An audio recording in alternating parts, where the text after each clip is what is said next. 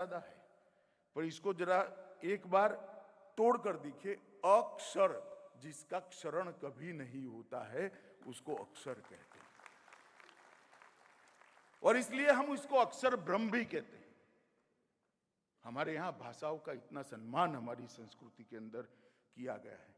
महर्षि पाणिनि, महर्षि पातंजलि और महर्षि भर्तृहरि ने भाषाओं के लिए अनेक प्रकार की विधाओं को हमारे देश के अंदर जन्म दिया। आज वो विधाएं लुप्त नहीं हुए, आज भी कुछ लोग संभाल कर उसको आगे बढ़ रहे हैं। और मुझे भरोसा है कि एक बार देश की जनता ये आजादी के अमृत काल में मन बना ले और हमारे देश का व्यवहार, हमारे देश की बोलचाल, हमारे देश का पत्र व्यवहार, हमारे देश का शासन स्वभाषा में चलना शुरू हो जाए, अपने आप महर्षि पतंजलि और पाणिनि हमें जो देकर गया है वो तुरंत पुनर्जीवित हो जाएगा। और मैं आज इस सम्मेलन के माध्यम से देश भर के अभिभावक को भी अपील करने आया हूं, उनको अनुरोध करने आया हूं कि आप आपके बच्चों के साथ अपनी भाषा में बात करें। बच्चे चाहे किसी भी माध्यम में पढ़ते हो, घर के अंदर अपनी भाषा में इनसे बात करिए, उनका आत्मविश्वास जगाइए, अपनी भाषा बोलने के लिए जो झिझक है उसके मन से एक बार निकाल दीजिए। इससे भाषा का तो भला होगा, मगर उससे ज्यादा भला आपके बच्चे का होगा, आपकी संतानों का होगा। क्योंकि मौलिक चिंतन स्वभाषा से ही आ सकता है। दूसरी भाषा रटी रटाए ज्ञान को तो दे सकती है, ज्ञान को अर्जित करना है और ज्ञान को आगे बढ़ाने का जो यात्रा है वो मौलिक चिंतन से ही हो सकता है, और मौलिक चिंतन स्वभाषा से ही प्राप्त हो सकता है। अगर आपने आपके बच्चे के मौलिक चिंतन को एक बार समाप्त कर दिया तो आपका बच्चा देने वाला नहीं बनेगा, लेने वाला बनेगा। और हर माँ बाप ने ये लक्ष्य रखना चाहिए कि मेरा बेटा, मेरी बेटी, मेरी संतान दुनिया को देने वाले बने, दुनिया से लेने वाले बने। और इसलिए ये भाषा, हमारी स्वभाषा को मजबूत करना बहुत जरूरी है। मित्रों, दुनिया में लगभग 6000 भाषाएं बोली जाती हैं, मगर मैं मानता हूं कि भाषाओं के बारे में हमारे देश को ईश्वर की कृपा है, मां सरस्वती की कृपा है। सबसे ज्यादा बोली जाने वाली और लिपिबद्ध भाषाएं अगर किसी एक देश में है तो वो भारत के अंदर है। और हजारों साल का हमारा इतिहास, हजारों साल की हमारे संस्कृति का धारा प्रवाह इसके अंदर समाहित, उसको आगे बढ़ाना है। भाषा जितनी सशक्त होगी, समृद्ध होगी, उतनी ही संस्कृति सभ्यता विस्तृत होगी और सशक्त होगी, और उतनी ही चिरंजीव होगी। अगर हम हमारी संस्कृति को संभाल कर रखना चाहते हैं, इसको आगे ले जाना चाहते हैं, तो हमारी भाषाओं को हमने मजबूत करना पड़ेगा। अपनी भाषा से जुड़ाव, अपनी भाषा से लगाव और अपनी भाषा के उपयोग से मैं युवाओं को आह्वान करना चाहता हूं, कभी भी शर्म मत रखिए, ये गौरव का विषय है।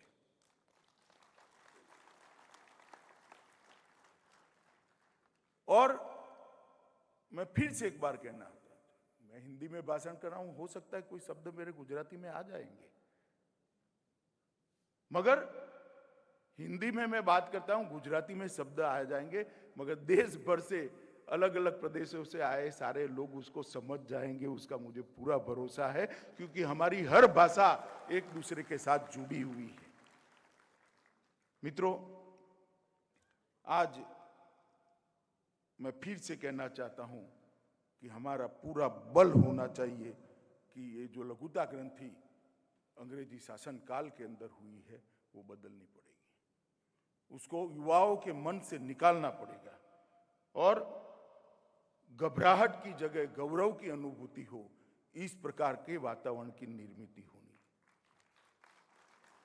किसी भी मंच पर आप अपनी भाषा के अंदर आपके मौलिक विचारों को रखिए।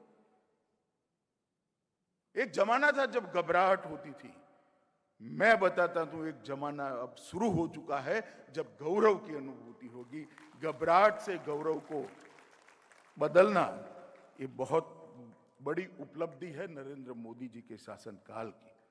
स्वभाषा ही अभिव्यक्ति को सुनिश्चित करती है, स्वभाषा ही चिंतन को गति देती है और स्वभाषा ही नए परिमाणों को और नए परिमाणों की दिशा में सोचने के लिए हमें उद्वेलित करती है। स्वभाषा व्यक्ति के विकास के लिए बहुत महत्वपूर्ण है। मित्रों, आत्मसम्मान अगर हमें खड़ा करना है तो हमें राजभाषा और स्वभाषा दोनों को मजबूत करना पड़ेगा। मित्रों, प्रधानमंत्री जी के नेतृत्व में जो नई शिक्षा नीति बनी है, इसका एक प्रमुख स्तंभ है कि भारतीय भाषाओं का संरक्षण और संवर्धन और राजभाषा का भी संरक्षण और संवर्धन। शिक्षा का मूल आधार सोचना है, शिक्षा का मूल आधार स्मरण है। लिखाई पढ़ाई होती रहती है, इसीलिए एक जमाने में हमारे यहाँ श्रुति और स्मृति को महत्व देते थे, मगर सोचना और स्मरण करना दोनों चीजें स्वभाषा में जितने अच्छे तरीके से होती है, इतना कहीं पर भी नहीं होता है। और मैं आप सबको आग्रह करना चाहता हूं कि मोदी जी के नेतृत्व में जो नई शिक्षा नीति बनी है, इसका आप अध्ययन करिए। इसमें स्वभाषा पर, राजभाषा पर बहुत बल दिया गया है और मोदी जी के नेतृत्व में अनेक प्रकार के अभ्यासक्रम, इंजीनियरिंग का हो या मेडिकल का हो, ये सब के अनुवाद अलग अलग भाषाओं में, अभी तक तो 8 भाषाओं में तो शुरू हो चुके, राजभाषा में भी शुरू हो चुके। इसकी पढ़ाई लिखाई जब जिस दिन इस भाषाओं में शुरू होगी, मैं बताता हूं अनुसंधान में हमारा देश सबसे ऊपर होगा, क्योंकि अनुसंधान अपनी भाषा में ही सबसे अच्छा हो सकता है। हमारा देश पिछड़ गया, इसका मूल कारण यह है कि पढ़ाई लिखाई, अनुसंधान के विषय हमारी भाषाओं में नहीं हुए। और मोदी जी ने ये जो परिवर्तन किया है,